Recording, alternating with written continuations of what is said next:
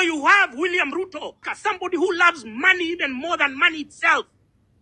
He can be bought by anybody. He can be bought by anything that is moving. He's given money like this. Which position? He just throws them there. Pick the position you want. Who are you? Nurdin Haji. Nurdin Haji sits down with David D and all these other guys, and then they say, let's go for these bloggers. Let's go for this. As me, I was not an activist. I'm going to do this full time now. I'm going to do this full time. Me, I was okay. You make your own money, but now you're even rocking up. You're coming to my house and then breaking the door, punching me because of tweets, because you think you're God's gift to humanity, because you think you're called Nurdin Haji, and your father was Yusuf Haji, the Rift Valley Commissioner. He used to perpetuate ethnic cleansing in the Rift Valley at the behest of Daniel Arap Moi when nothing was done to him, and you think we are still living in the same era. You still think that just because you have bribed the journalists and your name is not in circulation, we are going to forget. We are going to unsee all the crimes that you've done. We are going to forget that there are over 200 Kenyans or 300 Kenyans who have died, other 100 missing. You have 30 people who are said to be in the black sites that you are holding, the young boys that we fought for, we clamored for their release the other day. And you think we are in that era. Shame on you. Shame on you, my brother. I feel pity for you because we can't continue like this. We can't. You can abduct the son of a CS. If you can abduct the son of a CS, what about me? What about me now? What about me? I'm just an ordinary Kenyan. I have no godfather. I have no what? What would you do to me? And we are supposed to be hearing that news and just celebrating and acting like life is normal. Well, maybe other people would, not me. Maybe other people would, not me. So we have seen that there is a source. And I always tell you, follow the money. Follow the money, and now we've zeroed in on the Somali oligarchs. We've zeroed in on these people who are shipping stuff through Kismayu port. Find their way to Garissa, duty-free. Because of that sugar, we are going through all this trouble. Because of their money. They are hearing that William Ruto is going to leave office, and they are going bonkers. They are going crazy. And so they can activate their money to ensure William Ruto remains, because they need a pliable, they need an agreeable, they need an acquiesceable president who will take their money and serve their interests. So they can go through great lengths to get their will, to have their way.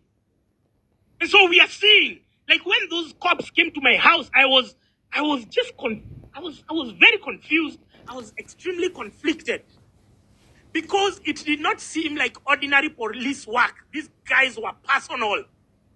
These guys were very angry. They were very angry when they were punching me. They were very angry. I asked them, "Nimekukosea wewe nini? Why you being so brutal with me? You're already 10 of you, so I can't do anything." But the brutality and the anger these people had, it was not normal. And that can only come from money. They had been incentivized to come and arrest me. Even now I hear they've been given incentives. Whoever gets me will get 10 million shillings or something, or a promotion. They've been incentivized. So this money is coming from somewhere, because it's not our taxes, obviously. This money is coming from somewhere. And I have deduced that it is coming from Somali oligarchs. And so one of the measures that we are going to take right now is we are going to cut our dependence on sugar. Because if this sugar, this sweet sugar, is the one bringing bitterness to our mouths, bitterness to our lives, causing us. For me, within the last 3 months, I've not been living. I've not been interacting with anyone. I've been underground for what? In my own tree? And I'm being done this by foreigners, by people from a neighboring country who want to come and capture our country. If you go to Tanzania right now, they put checks and balances which are keeping out foreigners from investing in that country. Any country, even South Africa, once they go there, they are told, no, there are limitations to the amount of property you can buy. There are all those limitations. Why are we being made to feel like we are refugees in the country? Because there is this people, there is this group, there is this cluster, small cluster of people. And I told you one thing. If the British financial system expunged Russian oligarchs, why can't we have that conversation? They're trying to say that, oh, Francis Gaitho, oh, you're the one, oh, you're targeting the community. Even the community knows themselves how their leaders, how their elites have shafted them left, right, and center, have fucked them sideways. Their community knows. So we cannot speak about this. I am a refugee in my own because of Nurdin Haji and Mohammed Amin. And because William Ruto will never sack them because he has been paid. He has been paid a lot of money. He'll never sack them. So it's us now. Are we going to continue like this? Nurdin Haji can abduct people. There is not even a single member of parliament other than Senator Medo of Nyandarua who has called for his removal. There is not a single MP who can speak. They have captured our entire infrastructure, our entire checks and balances. They have captured it. And we are supposed to live like it's normal. No, it's the money. Follow the money. It's always about the money with these guys. It's not about liberty or constitutionalism. No, it's about the money. They have an interest. Those positions that Mohammed Amin and Nurdin Haji are holding have been bought for by other people. Have been paid for to serve their interests.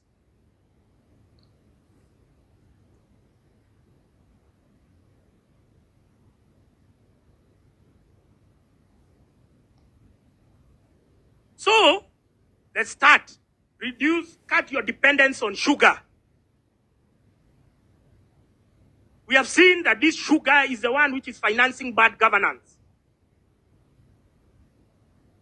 That they can arrest. They can first abduct peaceful protesters. They can arrest bloggers just for tweeting. Things that even Nurdin Haji himself never condoned when he was in the office of the Director of Public Prosecutions.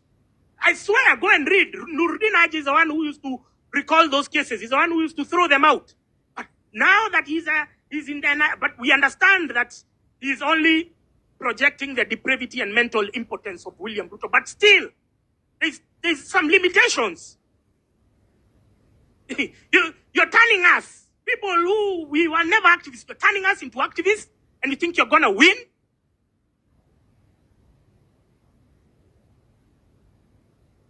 Sending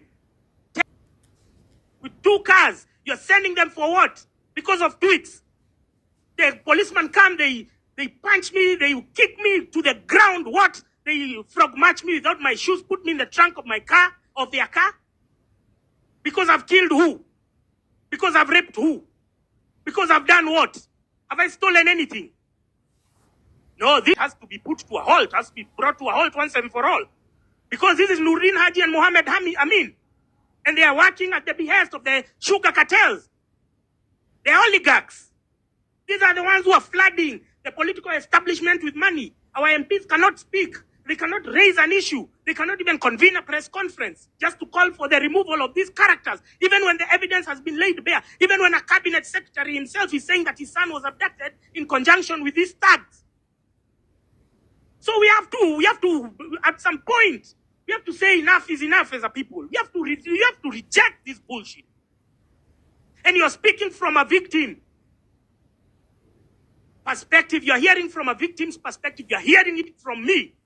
That when those police when they broke into my house, the anger that they had was not normal.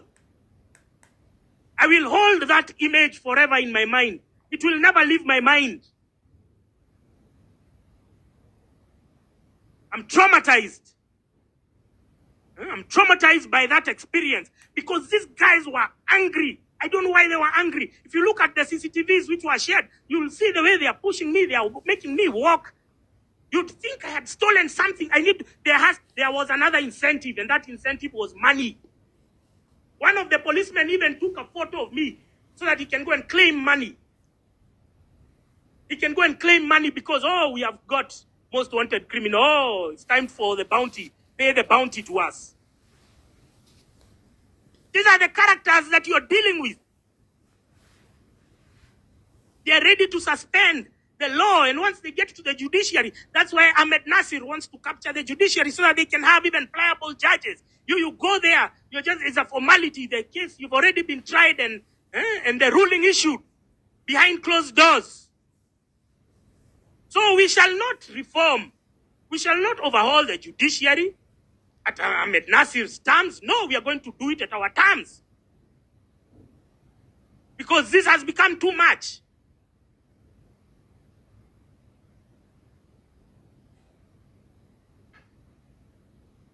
So you hear the business people in CBD, you're always holding us hostage. Oh, maandamano inaharibu biashara. Oh, maandamano.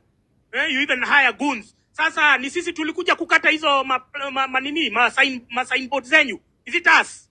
Sini serikali yenyewe. Had we toppled the government, had we combined, had we collaborated our efforts together, mufunge kazi, tuangushe Zakayo, sai you'd be living a different reality right now. You'd be enjoying.